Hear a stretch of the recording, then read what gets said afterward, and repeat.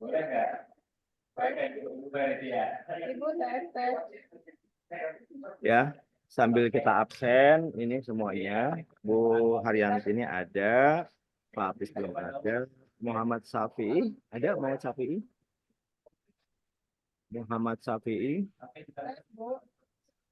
Ada. Itu mah Abdurrahman Syafi'i. Ini ada Muhammad Syafi'i. Ya, ini Abdurrahman Syafi'i ada.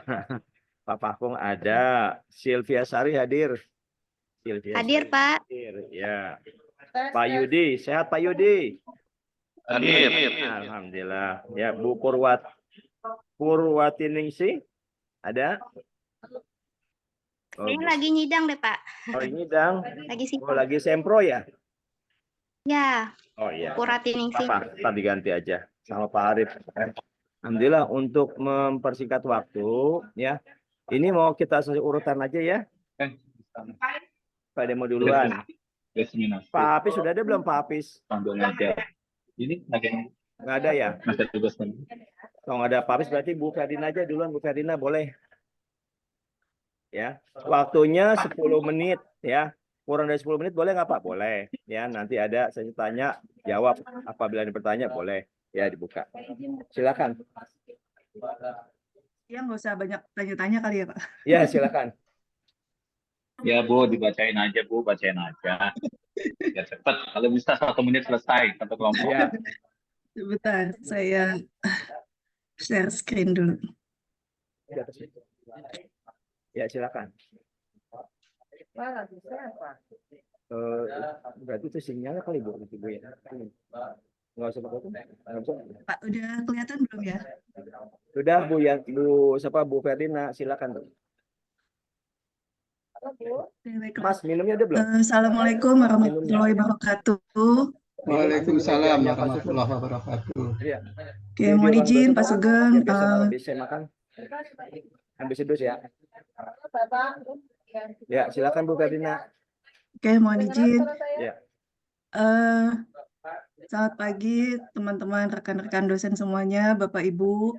Pada pagi hari ini saya akan memaparkan penelitian dari kelompok saya.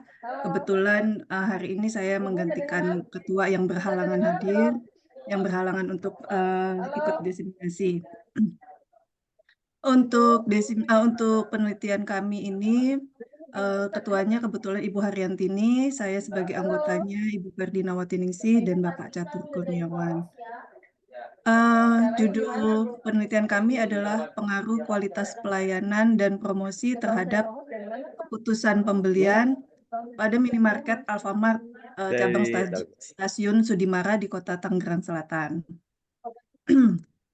Latar belakangnya adalah melihat bahwa bisnis retail yang semakin berkembang melalui sistem franchise atau waralaba. Iya, ini kedengeran nggak ya suara saya? Produk kita dari mana? Itu dari tadi saya minta dijawab, Bu. Produk retail kebanyakan yang menjual kebutuhan pokok rumah tangga seperti sembako. Lalu pola belanja masyarakat yang lebih modern dan praktis, serta banyaknya muncul gerai-gerai toko retail di berbagai tempat. Ini berikut adalah landscape dari industri retail atau penjualan ya, di mana bahwa sampai dengan tahun 2022 ini Alfamart itu menduduki peringkat yang pertama gerainya. Jadi bisa kita lihat bahwa Indomaret itu yang pertama, Alfamart yang kedua. Jadi kalau misalnya kita suka jalan di jalanan itu kan selalu berdampingan ya, ada Alfamart pasti ada Indomaret. Jadi saling banyak-banyakan retailnya. Kalau dulu biasanya setiap tikungan ada, tapi sekarang setiap jalan 100 meter tuh pasti udah ada Alfamart dan Indomaret. Nah, sehingga Alfamart sebagai retail yang banyak terdapat di Indonesia dan semakin lama semakin berkembang, ini mengindikasikan bahwa ternyata peminatnya untuk belanja di Alfamart tersebut juga semakin tinggi. Dan apakah karena banyaknya pertumbuhan retail ini bisa mengakibatkan karena pengaruh dari promosi yang selalu gencar, karena Alfamart, Indomaret itu selalu memberikan promosi setiap di hari Jumat, Sabtu, Minggu. Nah, jadi dia sama tuh Alfamart dan Indomaret akan memberikan harga-harga yang lebih bervariatif di hari Jumat, Sabtu, dan Minggu. Lalu untuk pertumbuhannya bisa dilihat semakin lama akan semakin naik, di mana di awal di 2018 di di Jabotabek sendiri pun sudah semakin banyak industri retail seperti Alfamart dan Indomaret ini. Rumusan masalahnya berdasarkan permasalahan di atas, maka penelitian ini kami rumuskan sebagai berikut, bahwa apakah kualitas pelayanan itu berpengaruh secara parsial terhadap keputusan pembelian. Yang kedua, apakah promosi berpengaruh secara parsial terhadap keputusan pembelian pada Alfamart, terutama di stasiun cabang stasiun Sudimara. Yang ketiga, apakah kualitas pelayanan dan promosi berpengaruh secara simultan terhadap keputusan pembelian. Fokus masalah dan tujuan penelitiannya ini adalah, penelitian ini bertujuan untuk mengetahui kualitas pelayanan dan promosi secara parsial dan simultan terhadap keputusan pembelian pada Alfamart Stasiun Sudimara, Kota Tangerang Selatan. Lalu Alfamart sebagai salah satu perusahaan retail terbesar di Indonesia dengan bentuk retail dan menggunakan sistem waralaba. Yang ketiga, penelitian ini mengumpulkan sampelnya menggunakan teknik probability sampling atau simple random sampling, di mana populasinya dilakukan secara acak tanpa memperhatikan strata dan populasi. Dengan populasinya di Kota Tangerang Selatan kurang lebih 6.472 dan mendapatkan sampel 98 responden. Teknik pengumpulan datanya, metode pengumpulan datanya menggunakan pertama studi kepustakaan, studi lapangan, observasi, dokumentasi, dan terakhir menyebarkan kuesioner.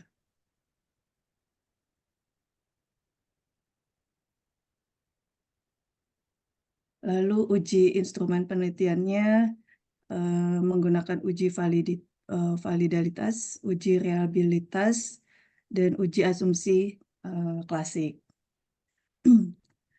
Jenis penelitian kami adalah penelitian dengan analisis deskriptif kuantitatif yang akan mendeskripsikan dan meneliti segala sesuatu yang dipelajari apa adanya dan menarik kesimpulan dari fenomena yang diamati dengan menggunakan angka-angka. Teorinya, pengertian promosi menurut Haryanto merupakan suatu aktivitas pemasaran yang penting bagi perusahaan dalam bentuk upaya untuk menjaga kontinuitas serta meningkatkan kualitas penjualan untuk meningkatkan kegiatan pemasaran dalam memasarkan barang dan jasa perusahaannya. Tidak cukup hanya dengan menggunakan berbagai saluran distribusi, menetapkan harga, dan mengembangkan produk, tapi juga harus didukung oleh aktivitas promosi. Sedangkan menurut Abdurrahman dalam Kamanda, promotion dan communication dalam marketing ialah marketing mix yang dipakai demi meningkatkan nilai pelanggan dalam ingatan customer. Lalu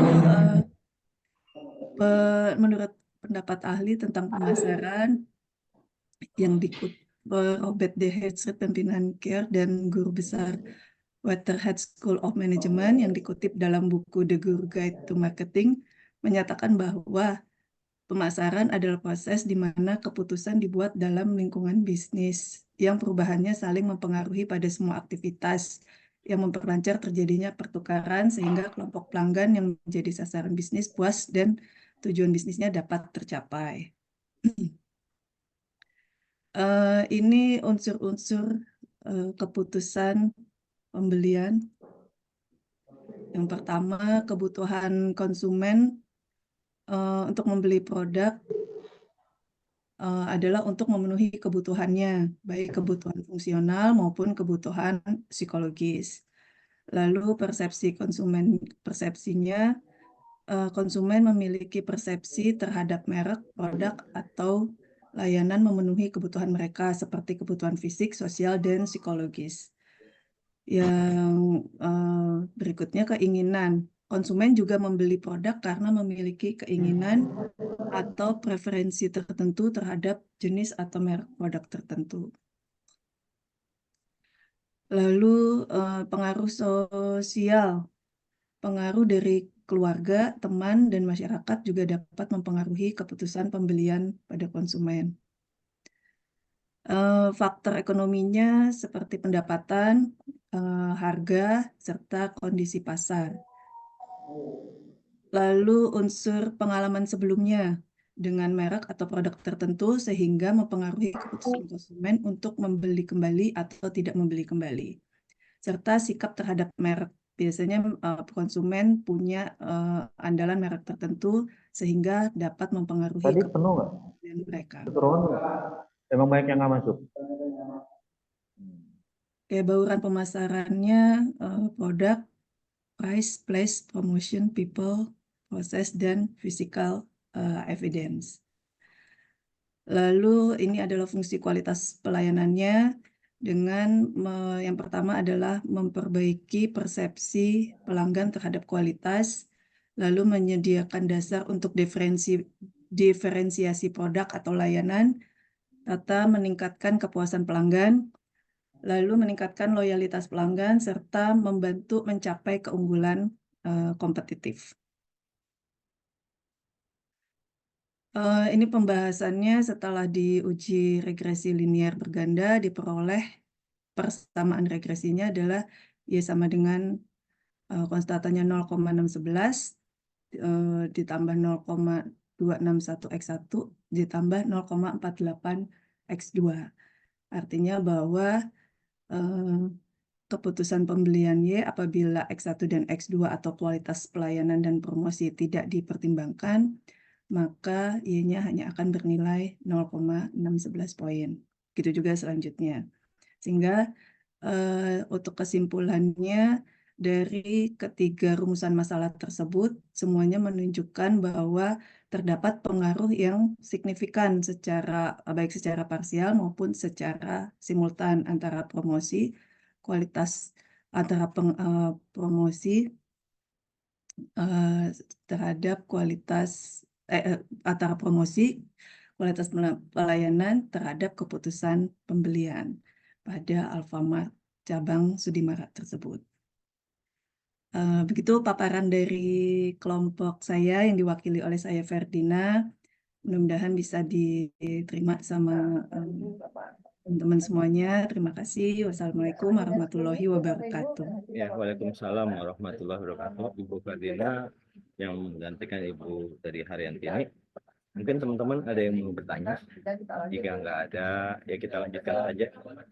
Ada yang mau bertanya? Nggak ada ya? Udah, kita lanjutkan saja. Untuk Hafiz, sudah ada Hafiz? Ya. Baik.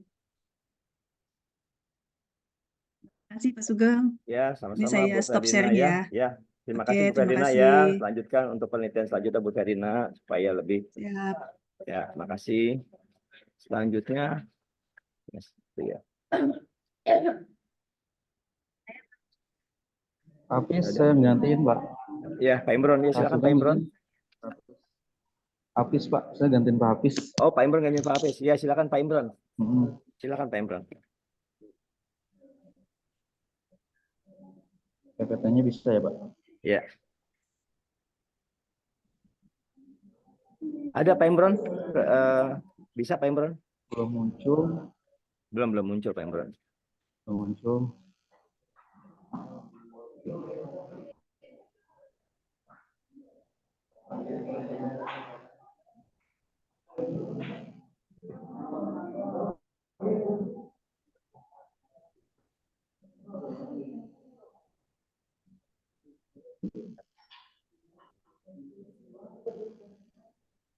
Ada kendala nggak Pak Imron?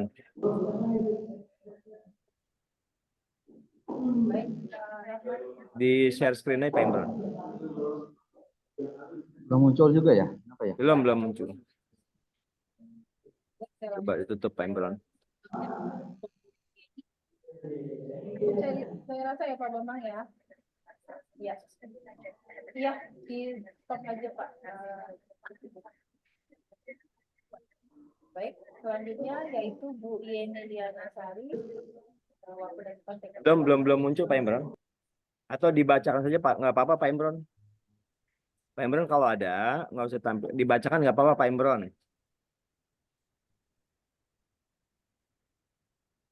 Assalamualaikum Pak Imron.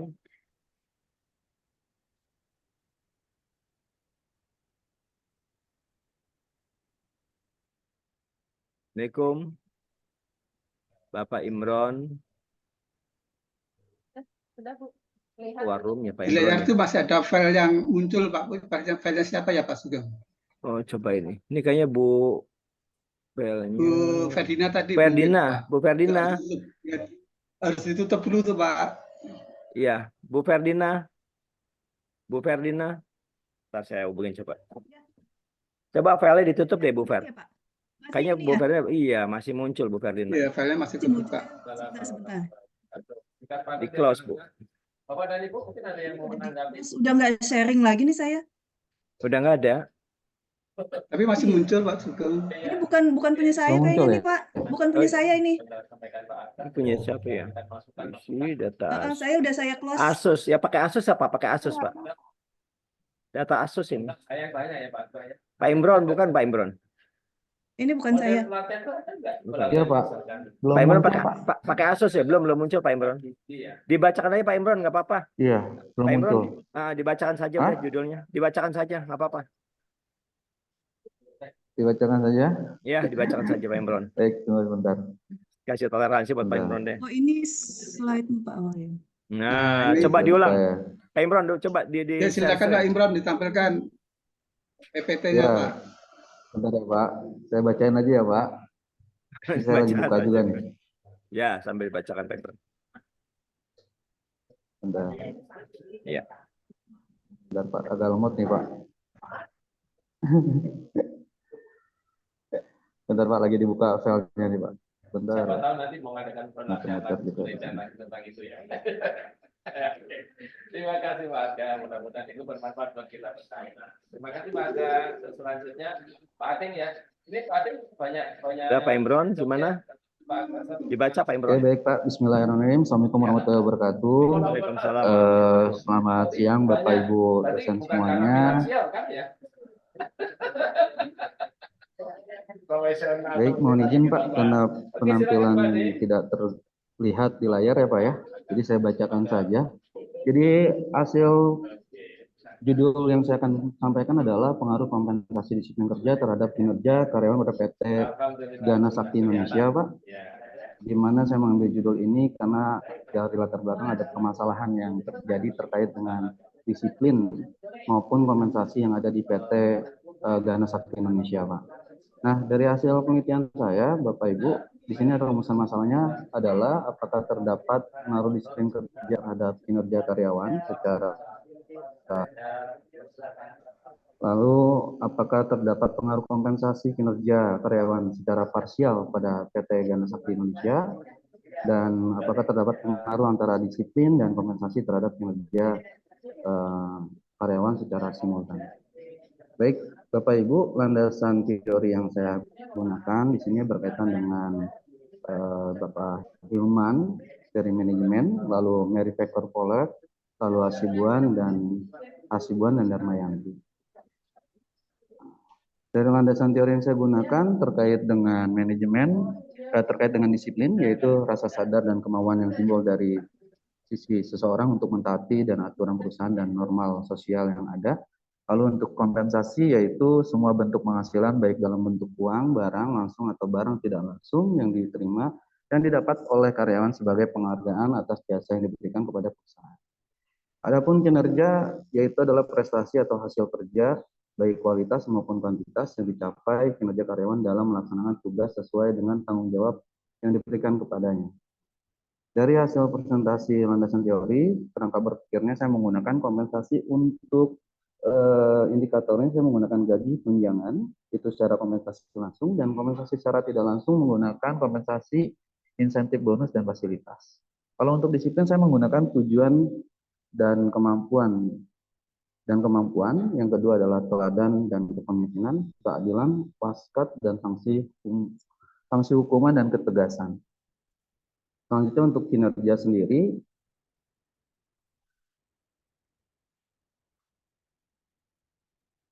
halo? Pak Imron, lanjut aja Pak Imron. Yap. Lanjut Oke. aja dibaca. Untuk Iya. untuk kinerja sendiri saya menggunakan kualitas dan kualitas ketetapan waktu dan efektivitas.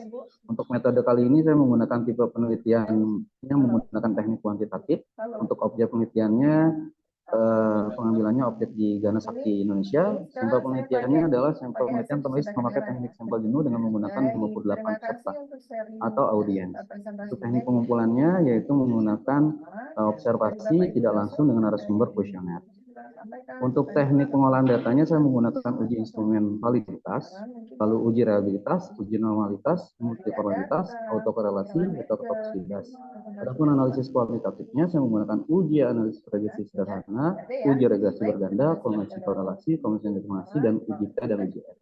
Hasil pembahasannya secara parsial berdasarkan uji T saya, tabel itu 10,47 kurang dari 2,003 dengan nilai signifikan dari variabel kompensasi 0,300 lebih besar daripada 0,05 atau 5%. Maka dapat disimpulkan variabel kompensasi tidak berpengaruh signifikan terhadap kinerja karyawan. Untuk disiplinnya secara parsial berdasarkan uji T-nya saya di sini ada 5,396 lebih besar daripada 2,003 dengan nilai signifikasi dari variabel disiplin kerja 0,00 lebih kecil dari 0,05 atau 5%. Maka dapat disimpulkan variabel disiplin kerja berpengaruh signifikan terhadap kinerja karyawan. Adapun secara simultan berdasarkan hasil pengujian tabel yaitu 21,5.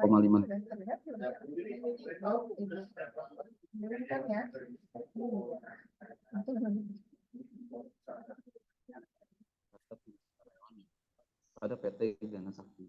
Baik, Bapak Ibu, kesimpulannya adalah kompensasi memiliki nilai terhitung sebesar 1,047 dengan nilai signifikan dan variabel kompensasi 0,300 lebih besar daripada 0,05 atau 5%. Maka dapat disimpulkan variabel tersebut tidak berpengaruh secara signifikan terhadap kinerja. Lalu variabel disiplin kerja itu memiliki nilai hitung yang 0,35 dengan nilai signifikan dan variabel disiplin kerja 0,00 lebih kecil daripada 0,05 atau 5%. Maka dapat disimpulkan variabel disiplin kerja berpengaruh signifikan terhadap kinerja karyawan. Dari keduanya disimpulkan terdapat pengaruh secara simultan baik kompensasi maupun disiplin kerja terhadap kinerja karyawan secara bersama-sama. Baik, itu saja Bapak Ibu dari kesimpulan hasil penelitian yang bisa saya sampaikan. Dari saya itu saja. Terima kasih Pak Sugeng. Ya, terima kasih Pak Imron atas penyampaian diseminasinya dengan Mohon tema maaf pengaruh. terlalu cepat ya Pak Sugeng ya, mohon maaf ini ada gangguan. Nggak apa-apa Pak Imron, yang penting kita tahu judulnya. Pengaruh kompensasi dan disiplin kerja terhadap kinerja karyawan pada PT GHA Sakti Indonesia ya, periode 2023-2024. Ya, semoga dari penelitian ini nanti bisa bermanfaat untuk tempat yang teliti dan berpengaruh serta berdampak kepada lingkungan. Mungkin teman-teman ada yang mau bertanya? Kalau nggak ada kita lanjut lagi. Ada yang mau bertanya? Cukup ya? Ya, kita lanjut aja lagi. Selanjutnya ada Pak Muhammad Syafi'i. Sudah siap Pak Muhammad Syafi'i? Siap, Prof. Ya, silakan Pak Syafi'i. Ya.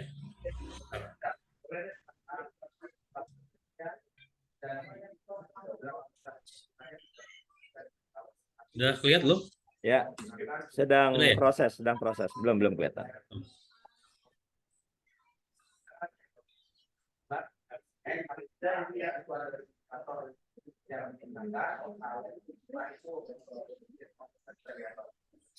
Double klik, coba Pak di double Pak, si Pak Syafi'i. Double klik to enter full screen mode. Ya udah, silakan Pak. Ya, Prof. Iya, enable-nya di editing-nya silakan. Dibikin slideshow juga boleh. Lanjut Pak Syafi'i. Terima kasih, Prof. Sugeng. Assalamualaikum warahmatullahi wabarakatuh. Selamat Waalaikumsalam siang, warahmatullahi Bapak Ibu. Semoga hari ini kita diberi kemudahan kelancaran ya. Bismillahirrahmanirrahim. Izinkan saya mempresentasikan penelitian saya yang berjudul pengaruh harga saham terhadap harga saham dan kebijakan hutang terhadap dividen.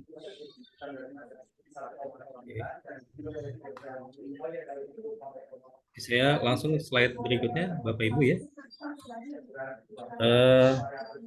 Ini tentang mengenai latar belakang dari, saya lebarin aja ya.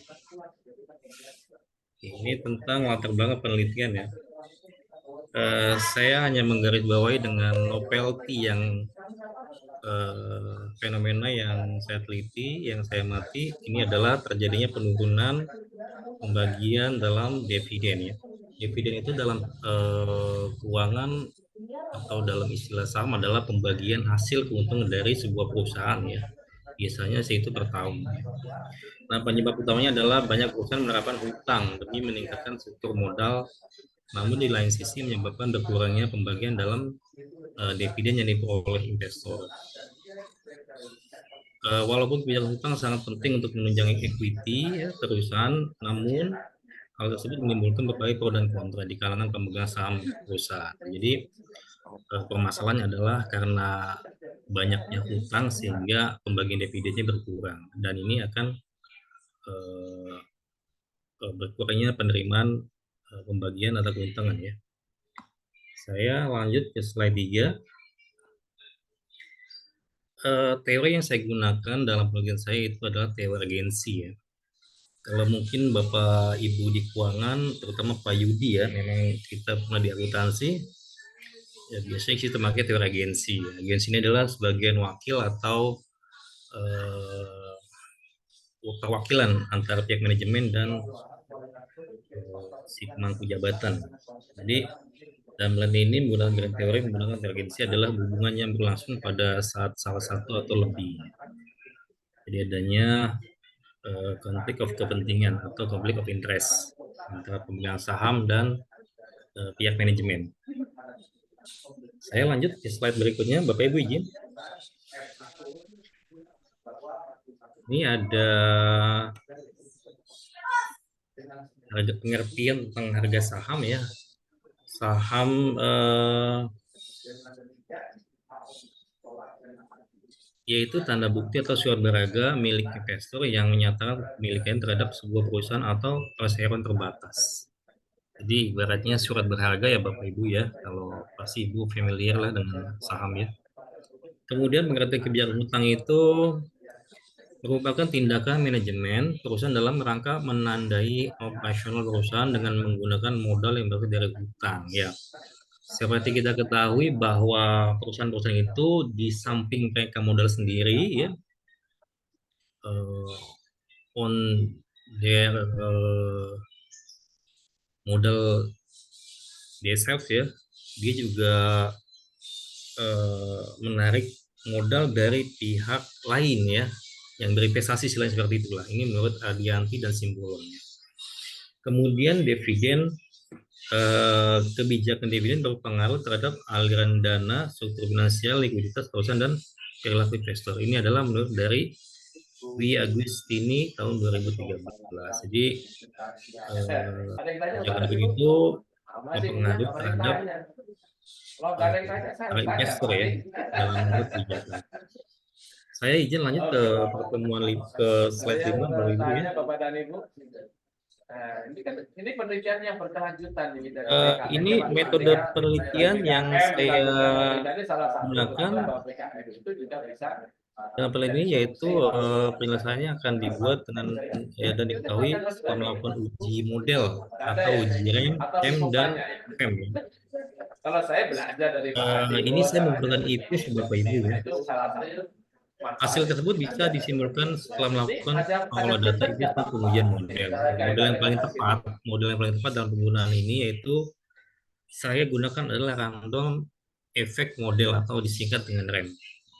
Dari hasil ini diketahui bahwa 3 model di atas dapat disimpulkan bahwa model yang digunakan adalah REM atau random effect ya. Maka langkah selanjutnya adalah melakukan regresi berganda. Jadi ketika sudah diketahui hasil bahwa yang paling cocok dari penelitian CMPM-REM adalah yang istilah mahasiswanya itu yang menang apa gitu kalau di ini ya. Ya, saya REM yang kami peroleh ya. Sehingga bisa running penelitian berikutnya yaitu dengan menggunakan berganda. Saya izin lanjut ya Bapak Ibu ya. Nah, ini hasil penelitiannya Bapak Ibu ya, yang kami peroleh itu hasil analisis dari pengujian ini menyatakan bahwa variabel harga saham dan kebijakan hutang memiliki F hitung lebih besar dari F tabel, yaitu 5,057 484 lebih besar dari 2,79. Jadi artinya F hitung lebih besar dari F tabel. Ya, ini bisa dikatakan masuk dalam hitung-hitungan ya.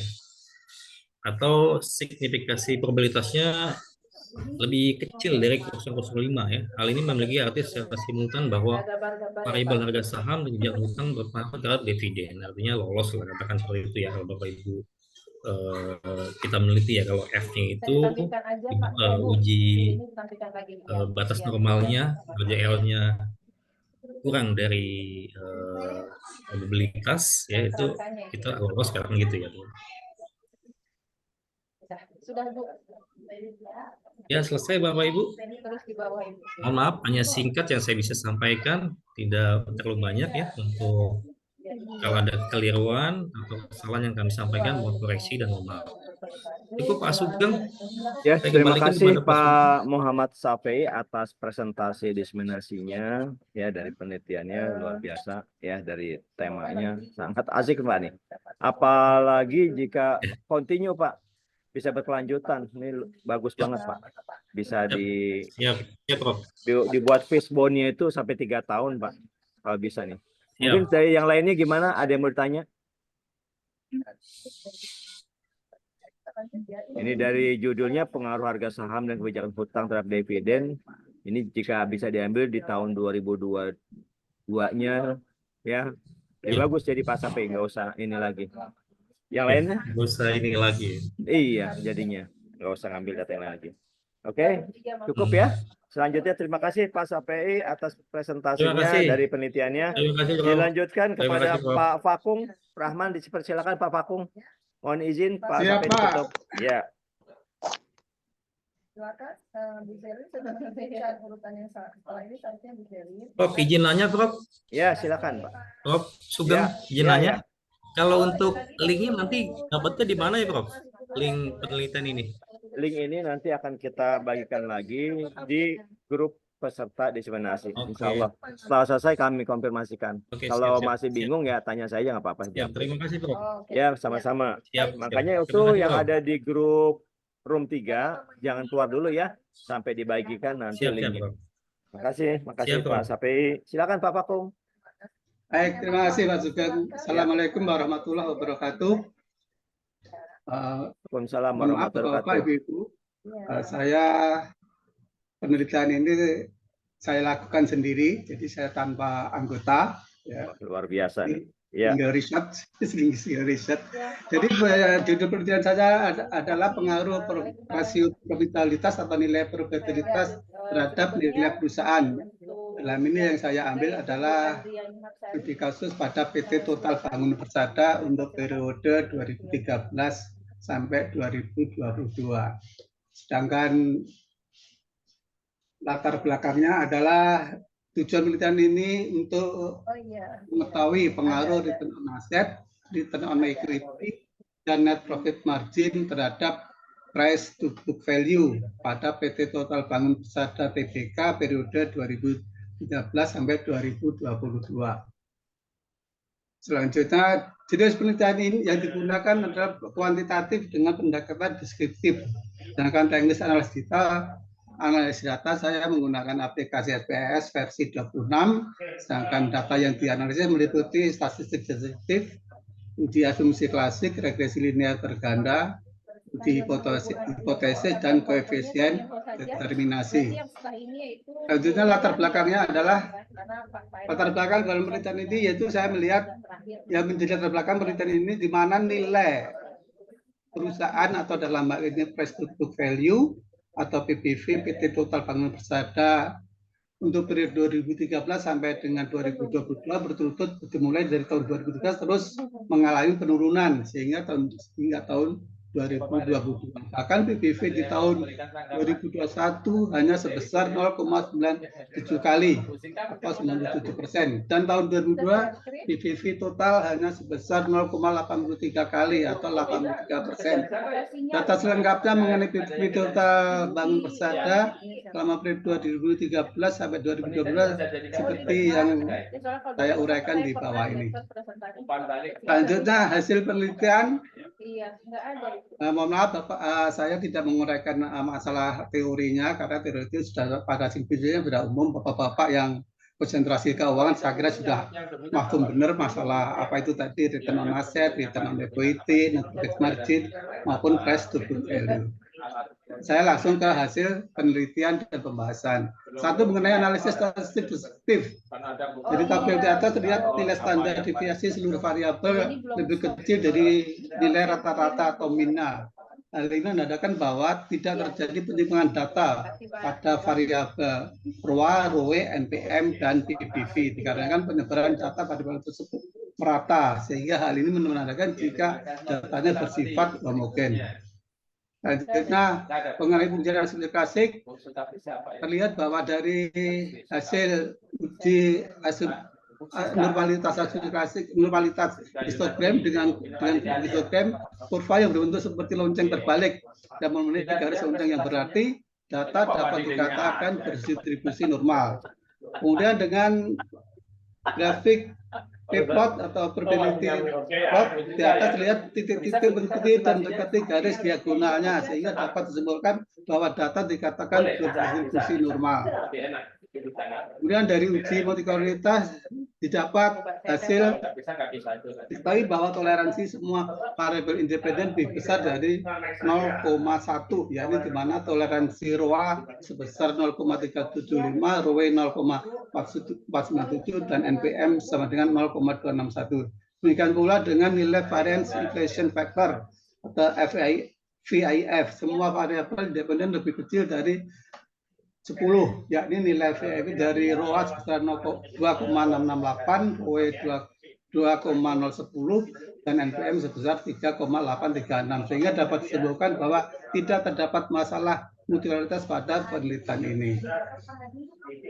Selanjutnya uji heterogeneisitas, tabelnya seperti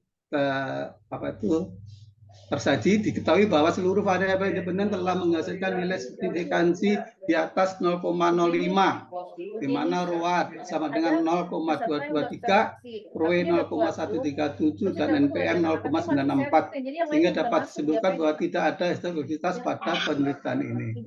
Selanjutnya dari hasil uji yang kelima, hasil uji atau korelasi. Dari tabel David Wesson, dari tabel model sama di atas menunjukkan bahwa PD atau David Wesson sebesar 2,09, sedangkan menurut nilai tabel nilai DL sama dengan 0,5253 dan DU-nya sama dengan 2,016.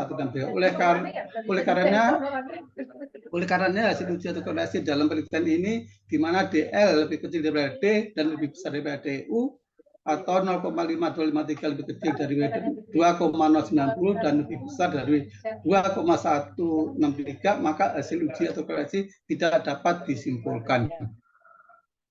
Selanjutnya dari yang keenam, analisa regresi linear berganda. Di sini saya langsung berganda karena variabel penelitian ini terdiri dari 4 variabel, di mana 3 variabel sebagai variabel independen dan 1 sebagai variabel bebas. Dari tabel di atas menunjukkan bahwa koefisien regresi ROA sama dengan minus 0,916, berarti pengaruh variabel ROA terhadap PBV adalah negatif. Kemudian ROE 0,365, berarti pengaruh variabel ROE terhadap PBV adalah positif. Kemudian NPM dengan 0,30, berarti pengaruh variabel NPM terhadap PBV adalah positif. Selanjutnya yang ke-7 pengujian hipotesis dengan uji T atau uji parsial. Dari hasil uji T didapat bahwa angka signifikasi ROA sebesar 0,223, berarti lebih besar daripada 0,05, berarti variabel ROA tidak berpengaruh terhadap PV. Nah ini ROE ini ada koreksi ya Bapak-Bapak. Jadi hasilnya kan ROE kan 0,137, harusnya lebih besar dari 0,05, berarti variabel ROE juga tidak berpengaruh terhadap price to book value atau PBV. Kemudian NPM nilai signifikasi 0,964, lebih besar 0,05, berarti variabel NPM tidak berpengaruh terhadap price to book value. Jadi secara parsial ketiga variabel di atas tidak berpengaruh terhadap price to book value. Kemudian yang ke-8 pengujian UGF, diketahui bahwa nilai signifikasinya variabel Y adalah sebesar 0,140, 0,1 berarti lebih besar.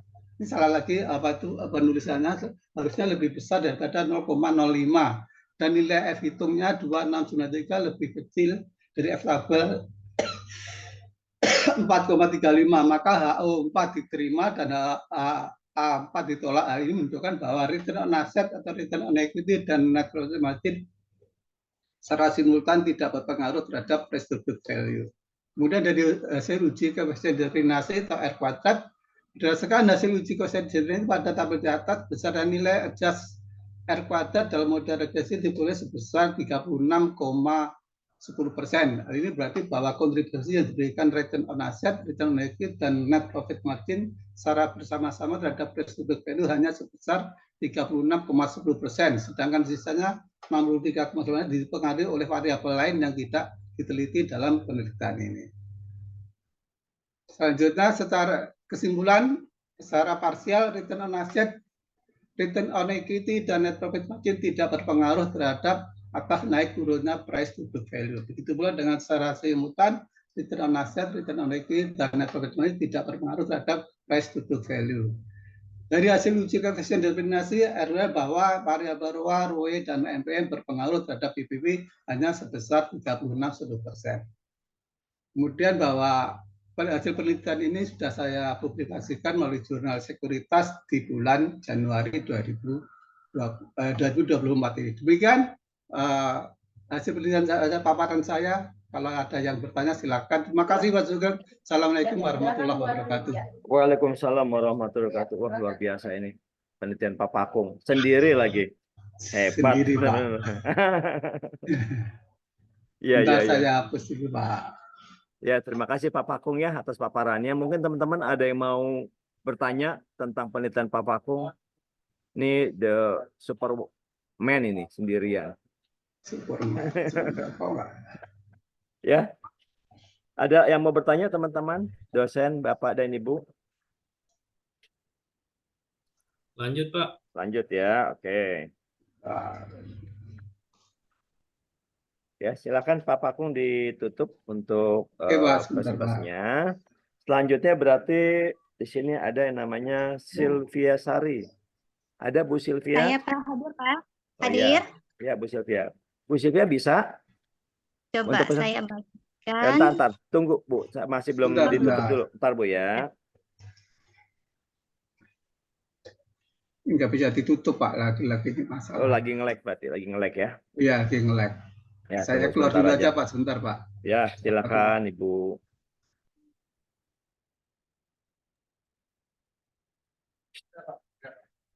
Kopi. Udah bisa belum ya Pak? Coba ya. Dah, silakan coba Bu Sylvia, udah keluar Pak Pakungnya.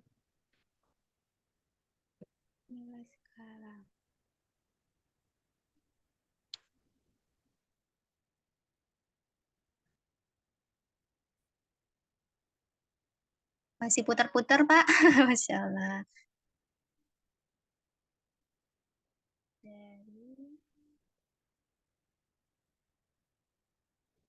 Boleh minta tolong Pak, sepertinya mempersingkat waktu. Ini dari handphone agak susah.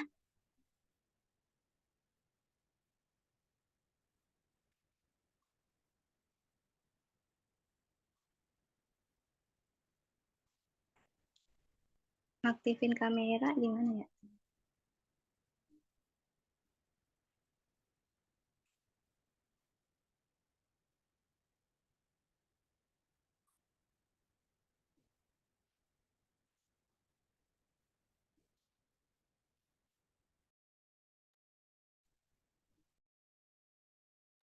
Permisi Pak, apa suara saya kedengaran? Saya nggak kedengaran suara Prof. Sugengnya.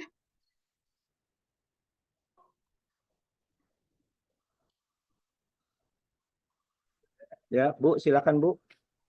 Ibu sudah kelihatan, Prof. Bu? Ya, sudah kelihatan. Alhamdulillah. Oke. Assalamualaikum warahmatullahi wabarakatuh. Waalaikumsalam warahmatullahi wabarakatuh. Terima kasih sebelumnya kepada Prof. Sugeng. Atas kesempatannya, saya perkenalkan Sylvia Sari, SPMSI MAK, sebagai ketua dalam penelitian yang berjudul Pengaruh Strategi Bisnis dan Pemanfaatan Teknologi terhadap Kinerja Usaha dengan Kinerja Keberlanjutan sebagai Intervening Variable pada pelaku UMKM di Kota Depok. Ya, Bu. Kelihatan, Bu, screen-nya?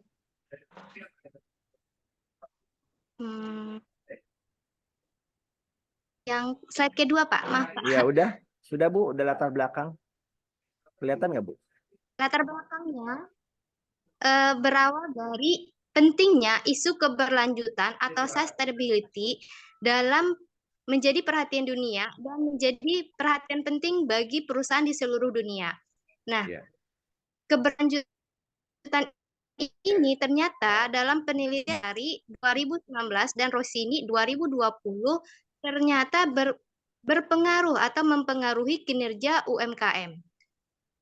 Lanjut, Bu. Berdasarkan fenomena dari beberapa penelitian terdahulu, saya tertarik melakukan penelitian tentang pengaruh strategi bisnis dan pemanfaatan teknologi terhadap kinerja usaha dengan keberlanjutan usaha sebagai intervening variable di UMKM Depok.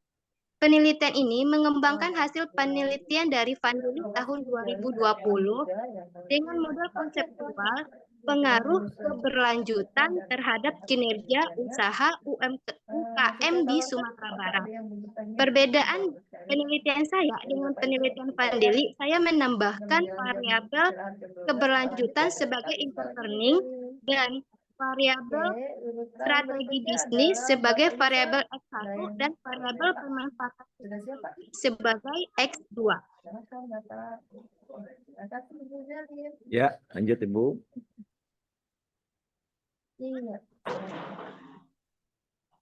Kenapa saya mengambil di UMKM Depok? Karena UMKM Kota Depok memiliki jumlah usaha terbesar ketiga setelah Kabupaten Bogor dan Kota Bandung. Dan di UMKM Kota Depok ini juga gencar dilakukan pelatihan teknologi digital berupa pelatihan Digital Entrepreneurship Academy, DEA, dan jumlah UMKM di Kota Depok ini terus meningkat dari tahun 2017 ke 2019. Iya. Lanjut, Bu, pertanyaan. Pertanyaan pentingnya, apakah peningkatan jumlah UMKM setiap tahun dan peningkatan teknologi ini juga diikuti dengan peningkatan kinerja dan keberlanjutan usaha UMKM di Kota Depok? Yang kedua, bagaimana hubungan antara strategi bisnis dan pemanfaatan teknologi terhadap keberlanjutan dan kinerja usaha UMKM di Kota Depok? Metodenya saya ini termasuk jenis penelitian kuantitatif dengan menggunakan data primer yang diperoleh dari penyebaran kuesioner secara langsung. Data ini nanti dianalisis dengan structural equation modeling SEM-LISTREL.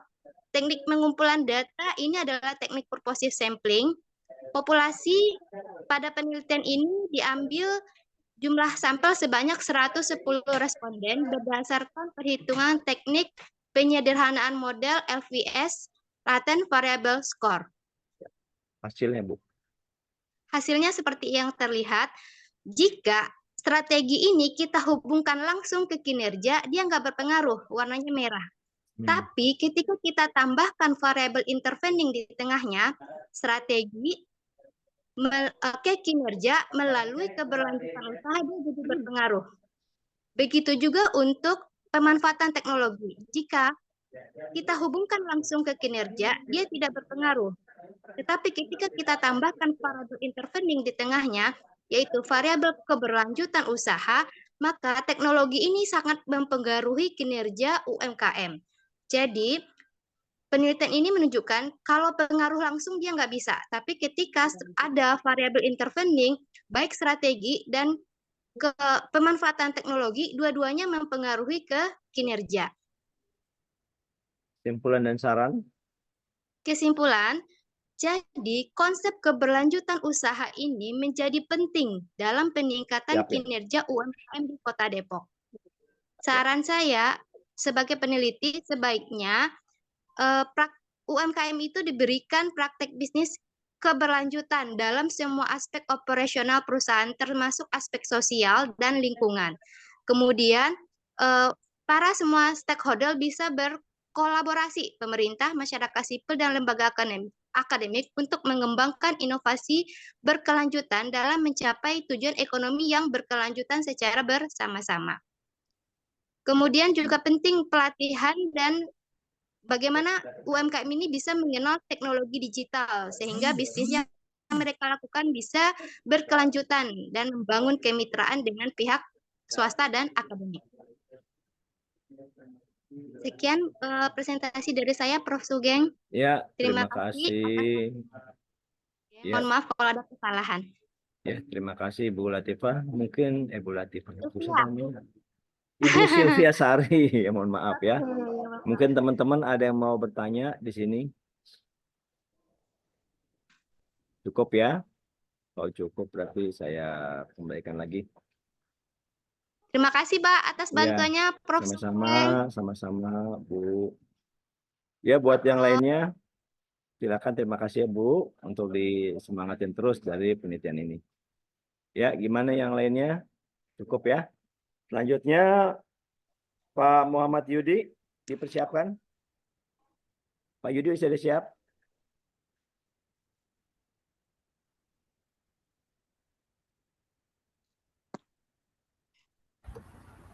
Dilewat dulu berarti. Mohon maaf Pak Ustadz. Kenapa Pak? Bukan Anda ya? Bukan, ini Pak Yudi dulu. Muhammad Yudi. Oh, Nanda ya, Nanda. Nanda lewat dulu, Nanda. Nanda gimana, Nanda? Udah bisa? Pak Ibrahim? Enggak, boleh. Kalau saya presentasi. Ya? Saya presentasiin. Langsung saya presentasikan. Boleh, boleh. Silakan, Pak. Ya. Silakan, Pak Ibrahim. Baik, ditunggu.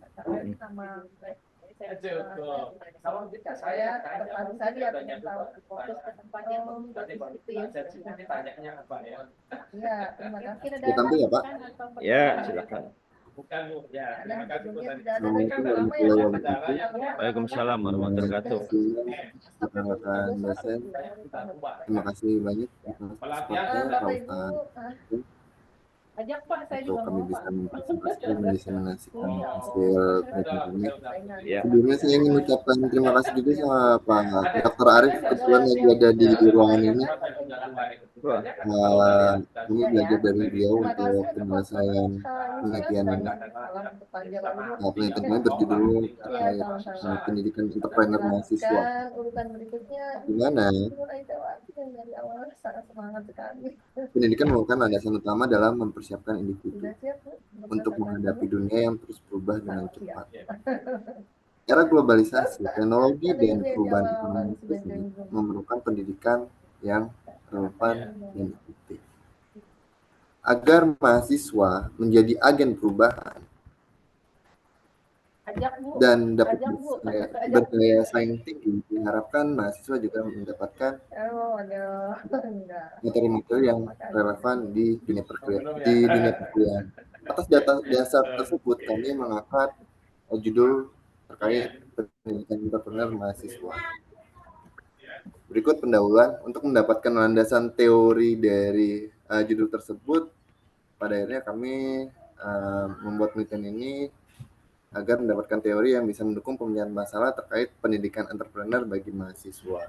Berikut bukti dari pencarian di Search Garuda.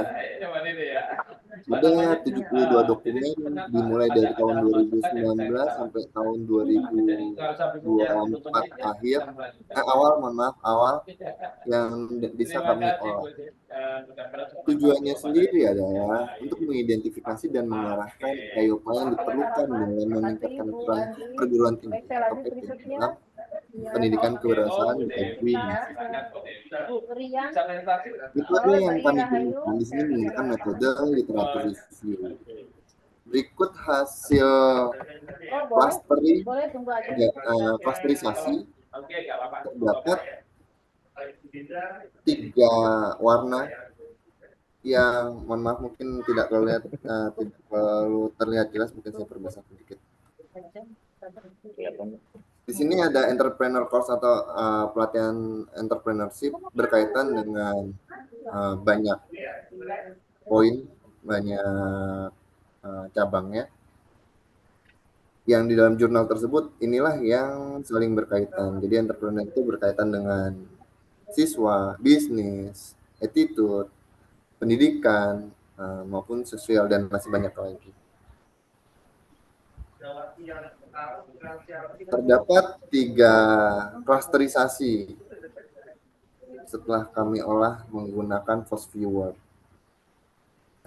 Bisa dilihat klasterisasinya seperti yang tertampil di layar Bapak Ibu sekalian.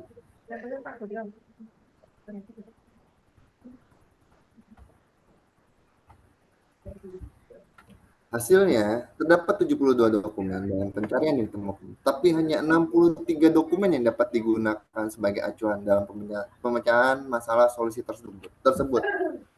Dari 63, kenapa kita mendrop sekitar 9 dokumen, dikarenakan banyak faktor, tidak terjadi relevansi atau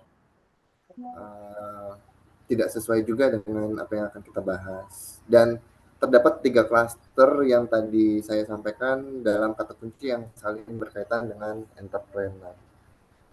Kesimpulan yang bisa kami berikan, terdapat 7 solusi berdasarkan literatur.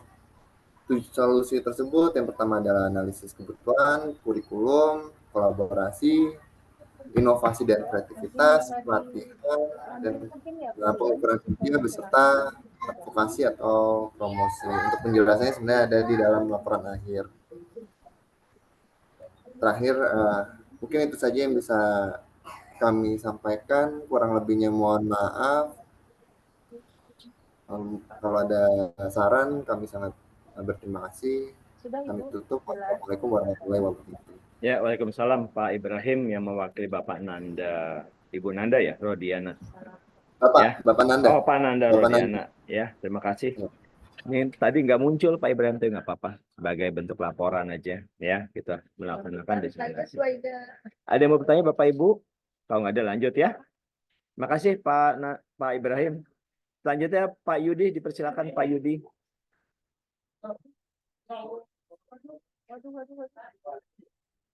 Pak Yudi.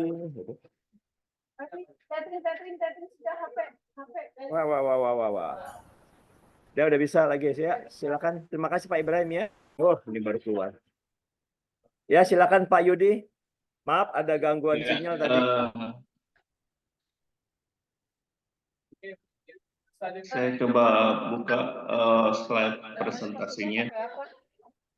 Ya, silakan. Silakan Pak Yudi. Saya nyalain lampu dulu masalahnya. Lanjut Pak Yudi, silakan. Langsung baca aja. Apa sudah kelihatan slide-nya? Jangan di close ya. Lanjut aja pokoknya. Sudah kelihatan, Pak. Hah? Sudah ya? Oke. Yang penting jangan di close. Enggak. Ya, silakan Pak Yudi, dilanjutkan Pak Yudi. Selamat siang. Aja kelihatan ya. Saya akan mempresentasikan hasil penelitian saya. Anggota saya Pak Yayan Yanwar sudah meninggal. Iya, meninggal dunia sehingga saya mempresentasikan sendiri di sini. ya, berduka cita Pak Jadi. Judulnya pengaruh pengetahuan perpajakan, pemahaman perpajakan, dan kesadaran dalam melaksanakan kewajiban perpajakan terhadap penerapan pajak UMKM.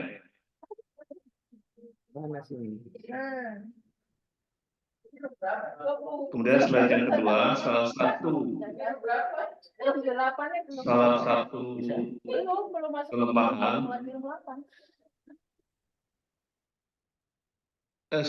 kelemahan wajib pajak UMKM adalah rendahnya pemahaman wajib pajak mengenai peraturan perpajakan. Kelemahan inilah yang bisa mempengaruhi wajib pajak UMKM dalam memenuhi kewajiban perpajakannya.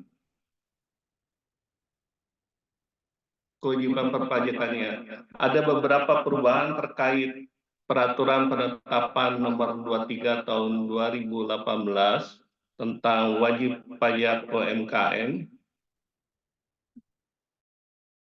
Tentunya wajib pajak UMKM harus memiliki pemahaman yang baik terkait peraturan tersebut, terutama tentang penurunan tarif final 0,5%. Perubahan peraturan tersebut akan memudahkan wajib pajak UMKM dalam melakukan perhitungan dalam pembayaran pajak setiap bulannya. Adapun faktor lainnya yaitu tingkat kepatuhan wajib pajak UMKM. Tingkat kepatuhan wajib pajak UMKM masih terbilang rendah dan belum mencapai target penerimaan pajak negara. Rendahnya kepatuhan wajib pajak UMKM tentu saja menjadi permasalahan setiap tahunnya di Kabupaten Brebes. Pada tahun 2013, saat pertama kali diterapkan tarif 1% tersebut, kantor pajak Kabupaten Brebes mencatat penerimaan pajak terendah hingga tahun 2022. Masalah rendahnya kepatuhan pajak di Kabupaten Brebes masih dialami hingga saat ini. Jumlah wajib pajak UMKM yang tercatat di 106.222 unit wajib pajak UMKM. Peningkatan jumlah UMKM tersebut tidak sejalan dengan kesadaran wajib pajak UMKM dalam memenuhi kewajibannya untuk membayar pajak.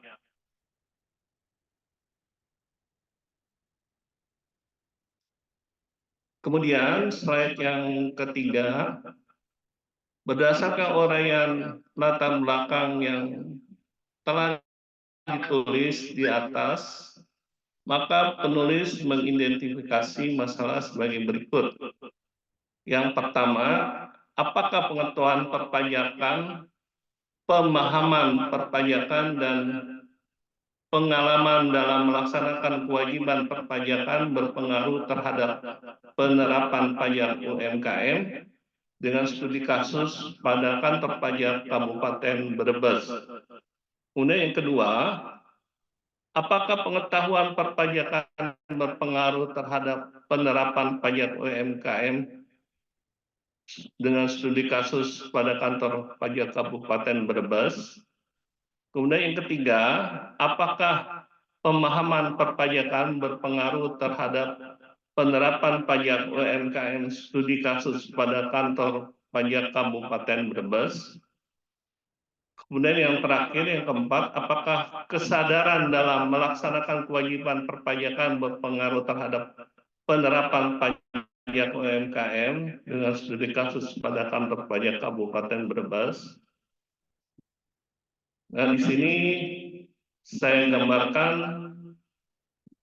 Misalkan grand theory, kemudian teori kepatuhan, terus selanjutnya di sini jumlah populasi 106.222 UMKM, kemudian jumlah sampelnya 100 UMKM. Kemudian di sini ada tabel hasil IGF-nya, regresinya 169, 145, ini residualnya 192 dan total 361.790. Jadi dari tabel hasil GF-nya terlihat memakai ANOVA. Kemudian slide yang ketujuh, kesimpulan.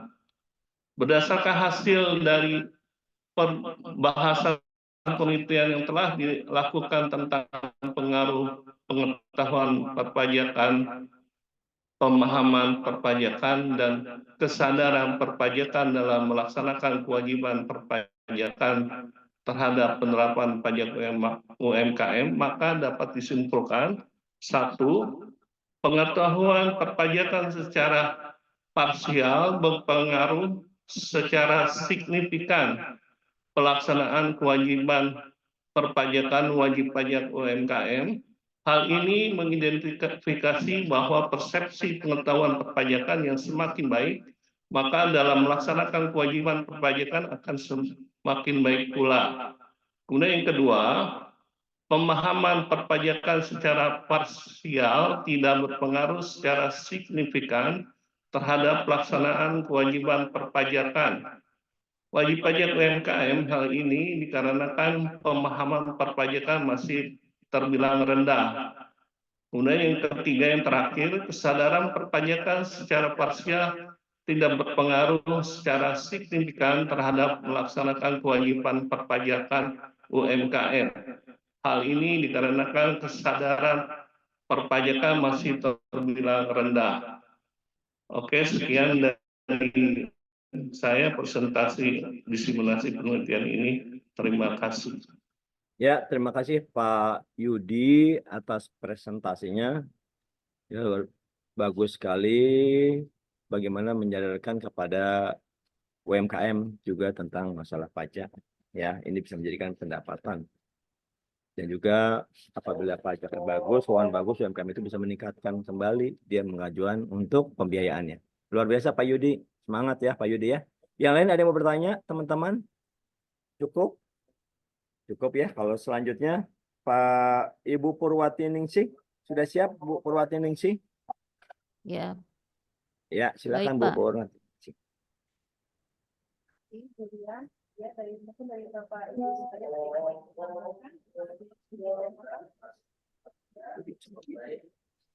Sudah terlihat ya Pak? Sudah, belum Bu, sebentar lagi Bu. Ya, sudah Bu. Lanjut Bu. Sudah ya? Ya. Oke, baik. Assalamualaikum warahmatullahi wabarakatuh. Waalaikumsalam warahmatullahi wabarakatuh. Yang terhormat Pak Sugeng, yang saya hormati juga Bapak Ibu dosen yang hadir di room 3, izin mempresentasikan hasil penelitian kami. Perkenalkan, saya Purwati Ningsih sebagai Ketua Peneliti dan anggota saya Bapak Ujang Saifuddin Sumaji. Penelitian kami berjudul Pengaruh Kompetitif Advance dan Ketidakpastian Lingkungan terhadap Kinerja Usaha dan implikasinya pada keberlanjutan usaha UMKM di Kota Depok. Latar belakang, ini dimulai dari adanya dampak dari pandemi COVID-19 sehingga terjadi penurunan omset lebih dari 30% yang dirasakan oleh setidaknya 63,9% pelaku usaha UMKM dari total terdampak UMKM sebesar 82,9%. Kemudian adanya potensi besar yang dimiliki UMKM di Kota Depok dengan adanya peningkatan jumlah UMKM di Kota Depok dari tahun ke tahun. Goals dari UMKM di Kota Depok yang pertama adalah kinerja UMKM yang positif, dan kedua, keberlanjutan UMKM sebagai fondasi ekonomi masyarakat. Permasalahan yang terjadi di UMKM Kota Depok yang pertama adalah masalah kurangnya inovasi. Kurangnya inovasi ini menyebabkan terhambatnya pemasaran. Yang kedua, hilangnya UMKM lama. Ketiga, Maaf, Bu, agak terputus ya. Ya, nggak apa-apa, Bu. Tapi nanti kalau kita mau ini bisa terakhir ya kita kejar. Rumusan masalah dalam penelitian ini yang pertama adalah apakah kompetitif terhadap kinerja usaha. Yang kedua, apakah ketidakpastian lingkungan berpengaruh terhadap kinerja usaha. Yang ketiga, apakah kompetitif advance berpengaruh terhadap keberlanjutan usaha. Yang keempat, apakah ketidakpastian lingkungan berpengaruh terhadap keberlanjutan usaha. Yang kelima, apakah kinerja usaha berpengaruh terhadap keberlanjutan usaha. Yang keenam, apakah kompetitif advance berpengaruh terhadap keberlanjutan usaha melalui kinerja usaha. Yang ketujuh, apakah ketidakpastian lingkungan berpengaruh terhadap keberlanjutan usaha melalui kinerja usaha. Adapun landasan teori yang saya gunakan adalah teori RBV dan teori kontingensi. Adapun untuk teori RBV, fokus perhatian utama sebuah perusahaan adalah sumber dayanya. Kemudian untuk teori kontingensi merupakan paham organisasi yang menyatakan bahwa tidak ada cara paling sesuai dalam mengelola perusahaan, mendesain tata kelola perusahaan, serta untuk memimpin perusahaan atau menentukan sebuah keputusan. Variabel penelitian kami adalah keberlanjutan usaha, kinerja usaha, kompetitif advance, dan ketidakpastian lingkungan. Berikut adalah kerangka konseptual. Untuk hipotesis 1 diduga kompetitif advance berpengaruh terhadap kinerja usaha. Yang hipotesis 2 diduga ketidakpastian lingkungan berpengaruh terhadap kinerja usaha. Hipotesis 3 diduga kompetitif advance berpengaruh terhadap keberlanjutan usaha. Hipotesis 4 diduga ketidakpastian lingkungan berpengaruh terhadap keberlanjutan usaha. Hipotesis 5 diduga kinerja usaha berpengaruh terhadap keberlanjutan usaha. Hipotesis 6 diduga kompetitif advance berpengaruh terhadap keberlanjutan usaha melalui kinerja usaha. Dan hipotesis ke-7 diduga ketidakpastian lingkungan berpengaruh terhadap keberlanjutan usaha melalui kinerja usaha. Populasi kami adalah pelaku usaha UMKM yang ada di Kota Depok sebanyak 7.911. Untuk sampel, kami menggunakan metode convenience sampling. Adapun penentuan ukuran sampel minimal, kami menggunakan rumus Slovin sehingga didapat total sampel sebesar 100 sampel. Metode analisis data, pertama kami melakukan pilot riset. Adapun pilot riset ini untuk mengetahui apakah kuesioner itu baik dan layak atau tidak. Uji coba dilakukan kepada 30 responden UMKM di luar Kota Depok. Hasil uji validitas terhadap 93 item, terdapat 27 item yang tidak valid. Jumlah item valid sebanyak 66 item. Teknik pengumpulan data, kami melakukan penyebaran kuesioner secara langsung dan melalui GIFOM. Rentang nilai adalah 1-6 dari mulai sangat tidak setuju sampai sangat-sangat setuju. Kemudian kami melakukan analisis deskriptif, yaitu gambaran jawaban responden yang bertujuan untuk mendeskripsikan suatu data yang dilihat dari nilai rata-rata dan simpangan baku. Kemudian teknik analisis data, kami menggunakan software Smart PLS versi 3. Adapun evaluasi yang kami lakukan adalah untuk outer model dan inner model. Untuk outer model terdiri dari convergent validity, discriminant validity, composite reliability, dan Cronbach alpha. Untuk inner model terdiri dari uji R-square, uji Q-square, path coefficient, dan uji hipotesis dengan uji T. Ini operasional variabel penelitian kami. Kemudian untuk hasil dan pembahasan, kita lihat dari banyak di UMKM Depok adalah usaha makanan, kemudian omset per bulan paling banyak di rentang 10-15 juta. Kemudian untuk modal usaha, mereka paling banyak melakukan pinjaman. Dan kemudian untuk tempat usaha, sewa yang paling banyak. Untuk promosi produk yang mereka lakukan secara online paling banyak. Kemudian untuk tenaga kerja, mereka rata-rata memiliki karyawan. Hasil statistik deskriptif menunjukkan bahwa mean lebih besar dari standar deviasi, yang berarti data dalam penelitian ini bervariasi atau heterogen. Untuk nilai konvergen validity, kita lihat dari loading faktor, terdapat beberapa indikator yang belum memenuhi syarat konvergen validity. Karena nilai loading faktor kurang dari ambang batas 0,7. Pada variabel kompetitif advance terdapat 5 indikator yang dinyatakan tidak valid. Variabel ketidakpastian lingkungan 7 indikator dinyatakan valid. Pada variabel kinerja usaha seluruh indikator sebanyak 2 indikator dinyatakan tidak valid. Dan pada variabel keberlanjutan usaha UMKM terdapat 7 indikator yang tidak valid. Untuk nilai AV kita lihat bahwa seluruh variabel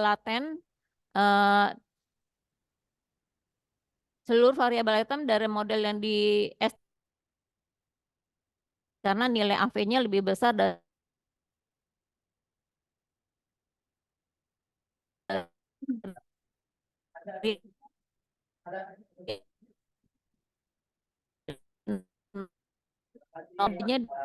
baik atau Vornel-Lecker dapat disimpulkan bahwa hasil pemeriksaan validitas diskriminan melalui kriteria Vornel-Lecker telah memenuhi kriteria valid. Oleh sebab itu sudah bisa untuk melanjutkan ke tahap inner model. Kemudian kita masuk kepada sinyalnya naik turun ya. Lanjut Bu. dinyatakan reliable. Kemudian untuk naik turunnya Pak. Makanya tadi saya kelempar terus. Iya, nggak apa-apa. Saya Lanjut aja di Bu. kampus ini. Oh iya. Kemudian untuk variabel untuk variabel konstruk endogen nilai R square ya. Ini 37,37% kinerja usaha dipengaruhi oleh variabel kompetitif advance dan ketidakpastian lingkungan. 58% keberlanjutan usaha dipengaruhi oleh variabel kompetitif advance, ketidakpastian lingkungan dan kinerja usaha. Untuk predictive relevance nilai Q-square lebih besar dari 0. Kemudian untuk path koefisien semua nilai adalah positif. Untuk uji hipotesis nilai kalau kita lihat nilai tes statistik ya pada direct effect dan indirect effect nilai tes statistiknya lebih besar dari T tabel dan nilai p-values-nya lebih kecil dari 0,05. Artinya semua hipotesis berpengaruh. Demikian yang bisa saya sampaikan. Tabok terus ya. Ya. Ya nggak apa-apa Bu. Cukup Ibu Iya. Purwanti? Cukup Pak, cukup. Ya. Ini terima kasih Pak. Ya. Assalamualaikum warahmatullahi wabarakatuh. Ya, waalaikumsalam warahmatullahi wabarakatuh. Bagus sekali Bu ini Bu. Penelitiannya di Kota Depok ya, yang dekat dengan Kota Tangerang Selatan dan Jakarta menjadi penyangga. Doakan Bu supaya Kota Depok jadi maju dengan penelitian Ibu. Amin. Bagusnya ini berkelanjutan amin. Bu. Jadi nanti penelitian ini bisa dilanjutkan ke Dikti nantinya kalau sudah punya data yang bagus untuk pendampingan nantinya Bu. Siap. Gitu. Oke, terima kasih Bu Purwati. Selanjutnya Pak Abdurrahman. Terima kasih SAPI, Pak. udah siap Pak Abdurrahman? Saya izin live ya Pak, karena sinyal saya kurang bagus ini Pak. Ya, nggak apa-apa Bu, Boleh, udah Pak? direkam Bu, Nggak apa-apa, nanti ya. Ibu akan dapat Iya. linknya. Bu, sebelumnya saya ini dulu, Bu, saya mau screenshot semuanya. Izin semuanya Bapak Ibu untuk aktifkan videonya dulu Bapak Ibu. Saya mau ambil untuk saya screenshot dulu. Kita tolong semuanya Pak Imron, Pak Bedu. Ya, Pak, saya mau sorry, screenshot saya dulu. pakai logonya Senantiasa belum Nggak apa-apa. dirubah, Pak Sugeng. Ya, nggak apa-apa Pak. Saya screenshot sebentar Pak ya. Ya, yang ada tugas silakan sudah saya screenshot. Boleh? Selanjutnya Pak Bedu, udah ada belum Pak Bedu? Udah siap belum? Pak Bedu? Oh belum ada, lanjut aja. Pak Bedu nggak ada, langsung siapa? Pak Izin Arif. Pak Sugeng. Siap, Bu Assalamualaikum. Purwati Ningsih, siap. Pak Arif sudah siap Pak Arif?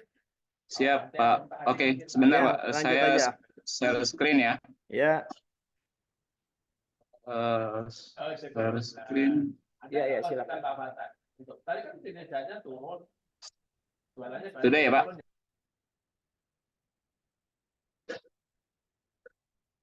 Oke, Pak Sugeng kita dan Bapak Ibu semua. Jadi di sini saya akan mempresentasikan hasil penelitian yang kami lakukan dengan tim yaitu Pak Badru Zaman, Pak Nanda Rodiana dan saya sendiri. mengenai perilaku penggunaan pay letter dengan pendekatan SEM PLS. Tadi juga sebelumnya sudah banyak sudah banyak dibahas mengenai pay letter, pendekatan SEM PLS. Jadi mungkin langsung pada poinnya saja. Pertama terkait pay letter. Jadi pay letter ini didasari atau banyak dipengaruhi oleh peningkatan jumlah pengguna internet. Jumlah pengguna internet saat ini di Indonesia sudah hampir mencapai 80% dari total penduduk yang dilakukan oleh survei dari APJI, Asosiasi Penyelenggara Jasa Internet. Nah, oleh karena ini banyak kemudian pay letter ya, atau yang disebutnya juga BNPL, Buy Now Pay Later, kemudian banyak digunakan oleh masyarakat. Nah, ini ada sumber dari kata data yang dilakukan oleh mereka pada tahun 2023 akhir. Jadi frekuensi penggunaan pay letter oleh masyarakat ya itu bahkan lebih dari 1 kali dalam sebulan. Itu dari responden yang diteliti sebanyak 39% menjawab itu.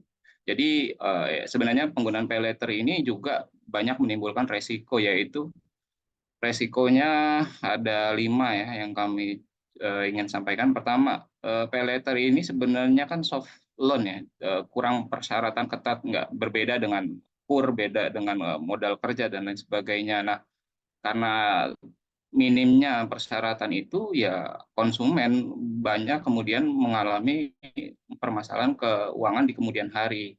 Yang selanjutnya yaitu adanya tumpang tindih. Jadi BI checking saya nggak tahu nih pay letter itu apakah connect ke BI checking apa enggak, tapi pay letter itu ya boleh minjam pay letter A, pay letter B itu pada saat yang bersamaan.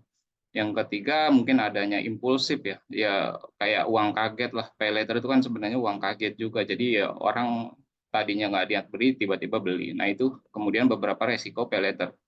Nah, oleh karenanya kami coba menggunakan hal tersebut untuk kemudian mengukur perilaku penggunaan pay letter, yaitu dengan pendekatan SEM PLS. Nah ini rumusan masalah ada pengaruh langsung dan pengaruh tidak langsung ya. Jadi variabel independennya itu ada frugality atau berhemat, yang kedua ada literasi keuangan, yang ketiga stimulus pemasaran, dan variabel interveningnya yaitu persepsi resiko masyarakat, dan yang variabel endogennya yaitu penggunaan pay letter yang kami gunakan yaitu teori TAPP. Oke, pembahasan definisi. Jadi terkait SEM PLS itu kurang lebih ada 2 hal utama, yaitu ada uji outer model atau measurement model, dan yang kedua adalah uji inner model atau hipotesis test nanti. Jadi yang pertama yang kita mau ukur itu outer loadingnya dulu, outer model. Jadi ya dari hasil yang sudah kami dapatkan terlihat bahwasanya nilai overloading itu dari indikator tidak ada yang di bawah 0,7 sebagai syarat utama bahwasanya indikator tersebut dikatakan valid. Jadi ketika di atas 0,7 semua indikator tersebut dinyatakan valid, dan dalam penelitian ini semua indikator valid. Nah, yang kedua, setelah adanya overloading dinyatakan valid, yaitu ada reliabilitas yang dinilai dari Kronzbach alpha, yaitu Kronzbach alpha yang kami dapatkan itu kalau kolom sebelah kiri itu ada di atas 0,7 dikatakan reliable. Jadi kalau SPSS mungkin kan 0,5, 0,6, tapi kalau di SEM PLS biasanya atau SEM lah itu biasanya 0,7. Itu dan yang paling kanan itu ada nilai AV. Nilai AV itu tadi sudah di average varian. Jadi nilai masing-masing variabel. Jadi dikatakan valid apabila didapat nilai 0,5 atau lebih dari 0,5. Dan di penelitian ini semuanya dinyatakan valid karena tidak ada yang di bawah 0,5. Nah itu dari segi outer model. Jadi bisa dilanjutkan ke dalam inner model. Nah ini lanjut lagi tadi nilai formal Laker ya. Nah, jadi kalau nilai paling atasnya itu lebih tinggi di bawah dibandingkan nilai yang di bawahnya, variabel tersebut dinyatakan valid sebagai uji measurement model. Dan kita lanjut selanjutnya yaitu inner model atau struktural model. struktural model ini ya itu melihat jadi gambaran ya, internal atau bagaimana pengaruh hubungan langsung maupun tidak langsung antar variabel. Dalam hal ini bisa dilihat yaitu ada, atau kita bawahnya saja ya, ada di sini. Jadi kalau boleh dicek sebentar Pak, ini kok agak. Jadi ada 7 hipotesis yang kami gunakan. Jadi dari 7 itu ada 2 yang tidak valid. Yang pertama yang tidak berpengaruh yaitu frugality. Frugality itu artinya berhemat terhadap hubungan langsung terhadap TPB atau pay later. Jadi hidup berhemat itu secara langsung tidak mempengaruhi perilaku penggunaan pay later gitu. Tapi apabila diselingi atau diintervensi oleh persepsi risiko itu akan berpengaruh. Jadi dalam hal ini si variabel intervening berfungsi sebagai variabel yang memediasi antara variabel independen terhadap variabel endogen atau terikat. Jadi dalam hal ini variabel persepsi risiko terbukti. Dan terakhir itu paling bawah sendiri perceived risk, itu artinya persepsi risiko dia secara p-value-nya di bawah 0,05 jadi dinyatakan berpengaruh, dan original sample yaitu korelasinya bersifat negatif, artinya semakin tinggi persepsi risikonya masyarakat yang dipahami jadi akan menurunkan perilaku penggunaan pay later. Nah, itu hasil yang kami dapatkan dari temuan kami. Oke, mungkin cukup sekian Pak Sugeng yang bisa kami sampaikan. Mungkin kalau ada kurangnya saya mohon maaf. Assalamualaikum warahmatullahi wabarakatuh. Warahmatullahi wabarakatuh. Terima kasih Pak Arief atas presentasinya. Oke. Teman-teman mungkin ada yang mau bertanya? Ini? Nggak ada ya? Oke, Stop kita lanjut. share ya Pak ya? Ya, di stop share aja. Makasih Pak Arief ya. Pak Widi udah siap Pak Iya, Widi? Pak Widi, ada Pak Widi? Pak Widi Wicaksono, ada? Ada Pak. Ya, lanjut Pak Widi, lanjut saja. Oke, saya izin share screen terlebih dahulu Bapak. Bisa share screen ya. Oke, ada yang mau Udah agak jenuh itu. Ya, ya. Ada yang mau nanggapi Bapak? Karena banyak yang masih gali ya Pak. Baik, Assalamualaikum warahmatullahi wabarakatuh. Terima kasih banyak Pak Sugeng, Bapak Ibu yang saya hormati. Saya mengenai penelitian yang dilakukan oleh kami bertiga, Widi Wicaksono, Pak Suyatin, dan Pak Heri Murtioko, akan menyampaikan paparan terkait dengan determinan minat generasi muda untuk berwirausaha. Tinjauan literatur sistematis. Latar belakangnya adalah dari diagram yang kami lakukan di dalam penelitian ini bahwa generasi milenial itu banyak sekali yang lebih memilih untuk bekerja dengan berbagai alasan tertentu dibandingkan mereka untuk berwirausaha. Alasan yang paling besar adalah generasi milenial pengen cari pengalaman 30%. Kemudian generasi milenial juga pengen dapat penghasilan yang langsung bagus sebesar 27%. Kemudian sisanya sebesar 10% itu pengen punya status gitu ya sebagai pegawai. Padahal gitu ya alasan untuk bisa memulai usaha atau berwirausaha masih sangat terbuka lebar bagi generasi milenial. Nah, survei yang dilakukan Angkatan Kerja di BPS gitu ya menunjukkan tingginya tingkat pengangguran pada usia 15 sampai dengan 24 tahun. Ini karena latar belakang tadi ya di mana mereka pengen langsung dapat hal yang besar gitu ya, pengen dapat status sebagai pegawai, di mana rentang usia 15 sampai 19 itu sekitar 24% pengangguran, kemudian di 20 sampai 24 tahun itu sebesar 8%. Ibu Bapak yang saya hormati, rumusan masalah dan tujuan penelitian dari kami bertiga, Pak Suyatin, Pak Heri Murtioko, dan Widi Wicaksono adalah bagaimana determinan minat generasi muda untuk berwirausaha. Yang kedua adalah faktor apa saja yang mempengaruhi minat generasi muda untuk berwirausaha. Tujuan penelitian adalah untuk mengetahui minat generasi muda untuk berwirausaha, dan yang kedua untuk mengetahui faktor-faktor yang mempengaruhi minat generasi muda untuk bisa berwirausaha. Metode penelitian yang dilakukan oleh kami menggunakan pendekatan eksploratif deskriptif dengan menganalisa determinan minat generasi muda untuk bisa berwirausaha. Tujuan literatur sistematis, gitu ya, karya ilmiah ini dikembangkan dengan menggunakan pendekatan kajian literasi atau literatur studi pustaka. Dalam Sedar Marianto dan Wijayanti tahun 2013 bahwa pendekatan konsep ini dilakukan untuk merujuk dari beberapa sumber seperti buku, jurnal ilmiah, internet, semua uraian gagasan yang ada digabungkan dalam satu susunan kerangka pemikiran. Strategi pencarian literatur yang dilakukan oleh kami adalah menggunakan Google Scholar, ResearchGate, gitu ya, menggunakan kata kunci sebagaimana yang digunakan oleh kami dalam latar belakang penelitian ini.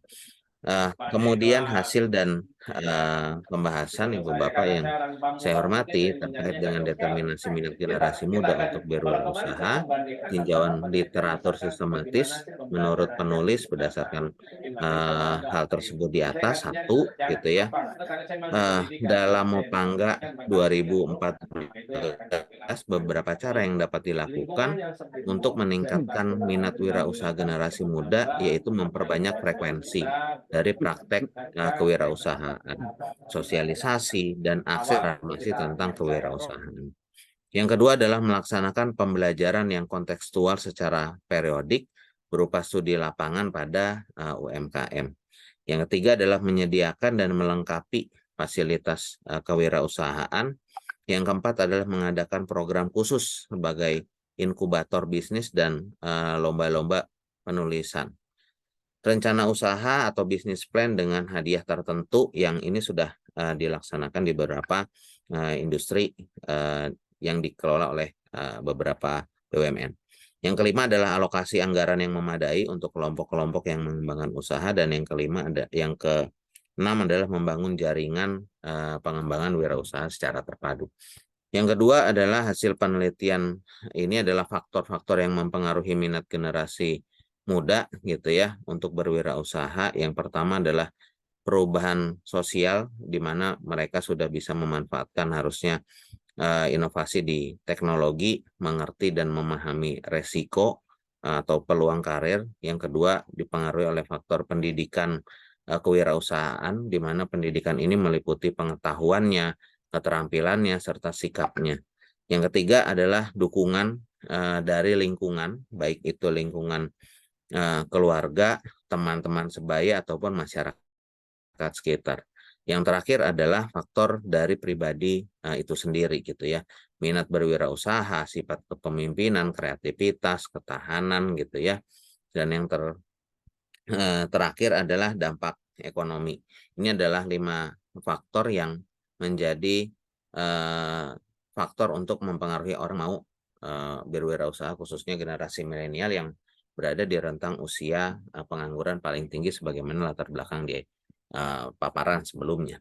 Kemudian yang ketiga, faktor determinan yang mempengaruhi minat generasi muda adalah perlu adanya inovasi baru, khususnya dalam pembelajaran kewirausahaan yang kreatif, tidak hanya memberikan teori, namun juga kesan untuk bisa praktek langsung di lapangan untuk kewirausahaan, yang menjadi salah satu pertimbangan nilai untuk mereka punya keinginan untuk berwirausaha.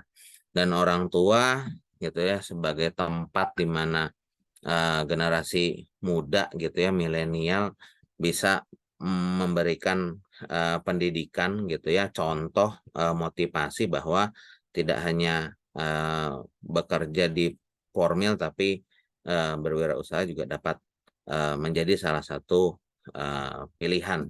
Hal ini dituangkan dalam Hasibuan tahun 2018. Kesimpulan pada penelitian yang dilakukan oleh kami bertiga, Pak Heri Murtioko, Pak Suyatin, dan saya sendiri Widi Wicaksono, dapat disimpulkan bahwa banyak faktor yang dapat dilakukan untuk meningkatkan minat wirausaha generasi muda, Di antaranya memperbanyak frekuensi praktek, khususnya di kewirausahaan, sosialisasi, kemudian akses terhadap informasi yang berkaitan tentang kewirausahaan, kemudian pembelajaran yang kontekstual secara periodik di UMKM, menyediakan dan melengkapi fasilitas kewirausahaan lainnya. Yang kedua adalah pada dasarnya minat berwirausaha di generasi muda dipengaruhi oleh beberapa faktor, mulai dari perubahan sosial, pendidikan wirausaha, pengaruh lingkungan, faktor pribadi, serta ekonomi. Ya Pak, Ini Pak. cukup baik. Demikian Terima kasih dari saya. atas Assalamualaikum warahmatullahi wabarakatuh. ya terima kasih Pak Widi Bentar ya, atas saya ini dulu. presentasinya. Teman-teman Terima kasih, ada yang mau disampaikan? Cukup ya? Ya udah.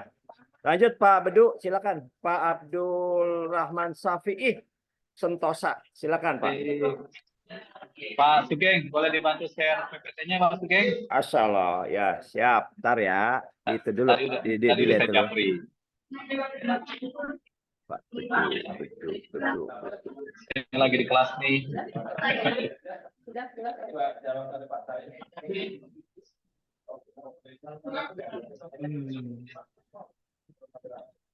Oke, ntar ya. Nggak bisa kan kita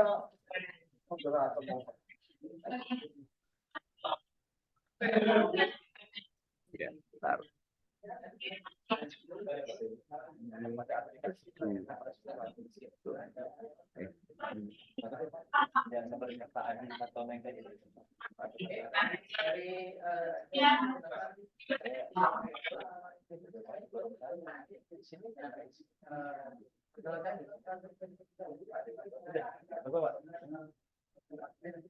Iya.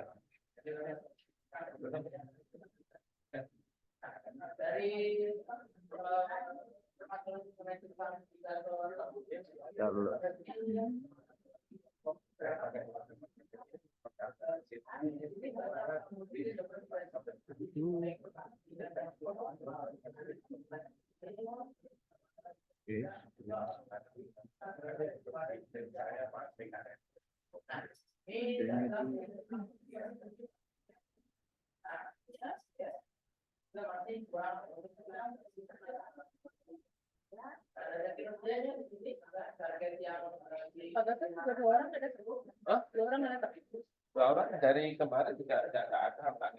Pak Gatot.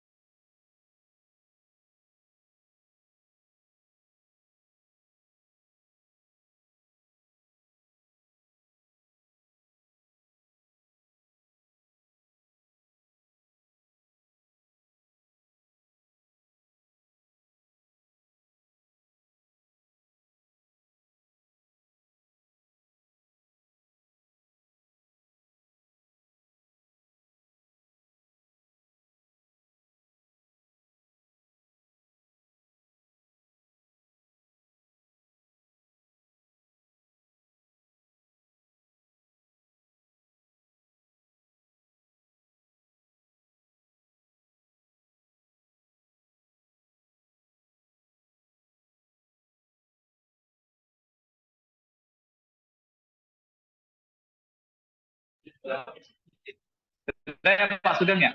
Ya udah belum? Kelihatan nggak? Hah? Oke, siap. Kelihatan. Kelihatan. Ya, lanjut Pak Bedu. Oke, baik, terima kasih. Assalamualaikum warahmatullahi wabarakatuh. Waalaikumsalam warahmatullahi wabarakatuh. Ya, yang saya hormati kepada Pak Sugeng, Koordinator Room 3, dan juga teman-teman sejawat, ya, izinkan saya mempresentasikan hasil penelitian saya.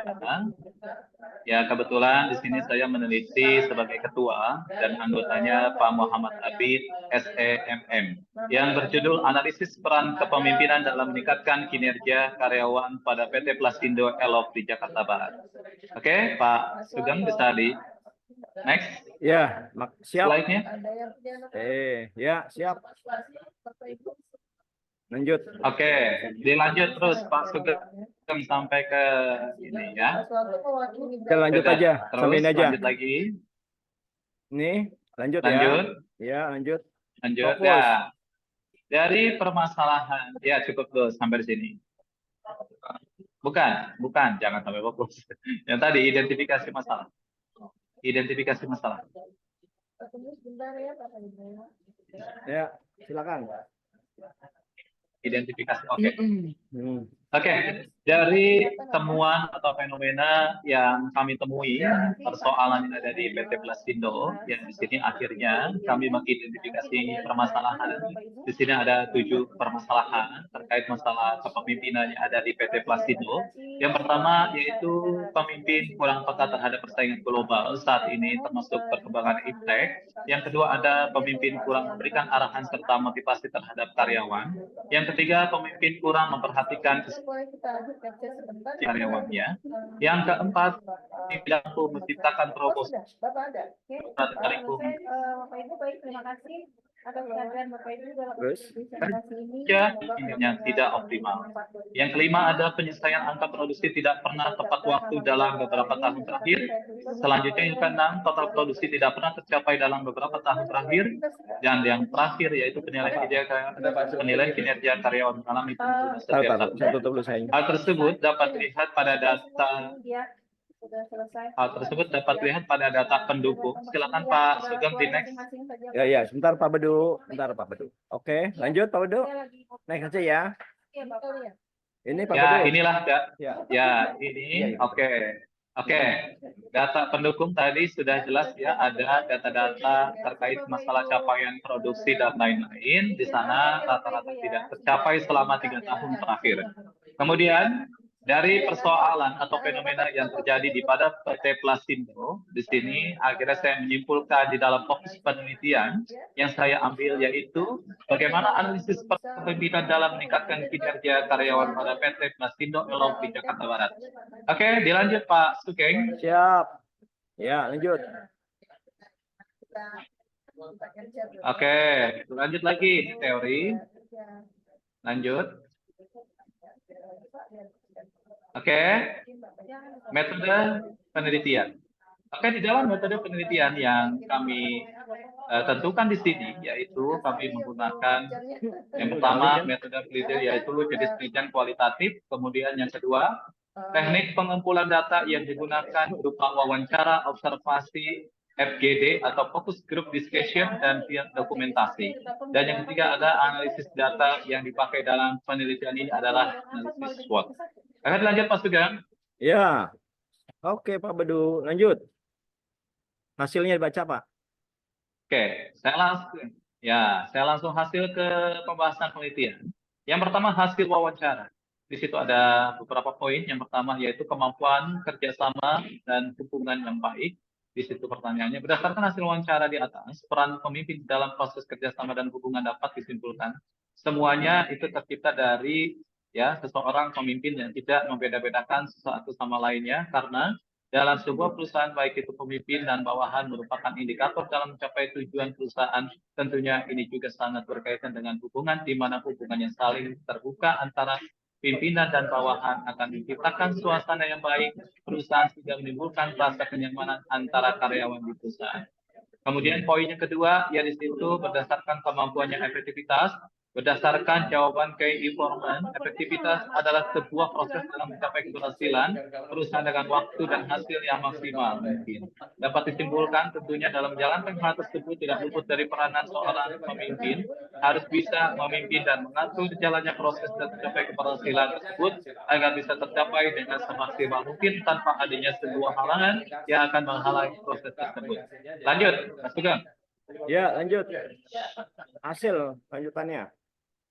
Dibacakan? Ya, masih hasil ya. Kemudian di sini kemampuan yang partisipatif ya, dapat disimpulkan bahwa upaya memberikan sumbangan dalam bentuk usaha yang telah ditentukan dan ikut bertanggung jawab dalam hal tersebut berdasarkan keinforman salah satu hal tersebut adalah pengambilan keputusan dalam sebuah permasalahan di mana selaku pemimpin selalu melakukan musyawarah kepada bawahan yang secara langsung bahwa terlibat dalam mengambil keputusan dan kebijakan sehingga segala keputusan bisa terjadi setiap karyawan tanpa adanya paksaan dari pihak manapun, karena pemimpin yang baik adalah pemimpin yang mau menerima saran dan masukan bawahannya selama hal itu membangun. Kemudian poin selanjutnya, kemampuan mendelegasikan tugas dan wewenang. Di sini yaitu hasilnya seorang pemimpin tentunya mempunyai tugas dan wewenang atas posisi yang mereka tempati, karena mereka berhak akan hal tersebut berdasarkan keinformasi yang didapat. Hasilnya dapat disimpulkan bahwa pemimpin yang baik adalah pemimpin yang bijak dalam menjalankan tugas dan wewenangnya, karena di sini antara pemimpin dan bawahan adalah suatu kesatuan saling membutuhkan antara satu dengan yang lainnya, sehingga proses jalannya pekerjaan dapat berjalan dengan lancar tanpa adanya kendala. Oke, lanjut Pak Sugeng. Ya, siap, lanjut. Kemudian hasil penelitian dari analisis SWOT. Ya, di sini dapat dengan koordinat nilai faktor keuangan positif sebesar 1,1 dan nilai tertimbang faktor peluang ancaman posisi sebesar 1,0, maka posisi peran kepemimpinan pada matris SWOT 4 kuadran terletak pada kuadran dengan strategi pertumbuhan. Dengan demikian, maka kinerja pada PT Plasindo Elok memang dalam proses pengembangan dengan peran kepemimpinan sebagai strateginya. Kemudian hasil FGD-nya di sini didapat bahwa menunjukkan peran kepemimpinan sangat penting dalam meningkatkan efektivitas kinerja karyawan, terutama yang berfokus pada komunikasi, kerjasama, dan alur proses kerja di sini. Penelitian menunjukkan bahwa kepemimpinan adalah seorang yang dapat mengarahkan dan mampu merealisasikan program kerja yang mengayomi dan mendukung karyawan untuk berkembang. Demikianlah hasil penelitian dari penelitian kami, saya Pak Abdul Hamid Safi'i dan Pak Muhammad Habib. Demikian Pak Sugeng. Ya, terima kasih Pak Bedu atas. Oke, sarannya banyak ya Pak ya. Nanti ya. Sugeng. Ya.